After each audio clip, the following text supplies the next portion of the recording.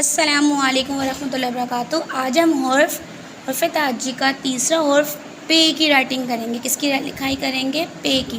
ये कौन सा हर्फ है? पे। पे के नीचे 3 नुक्ते, 1 2 3। पे से पंखा, पे से पंखा, पे से पत्ता, पे से पत्ता, पे से पतंग, पे से पतंग।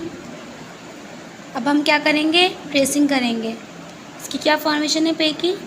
दाएं से बाएं कश्ती बनाएं, पे के नीचे 3 नुक्ते लगाएं। दाएं से बाएं कश्ती बनाएं, पे के नीचे 3 नुक्ते बनाएं।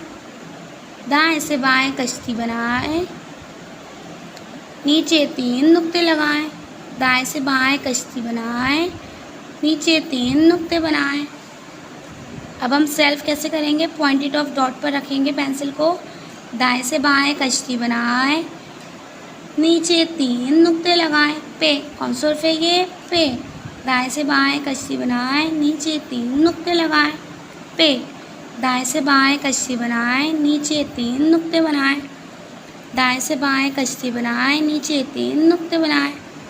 शुक्रिया।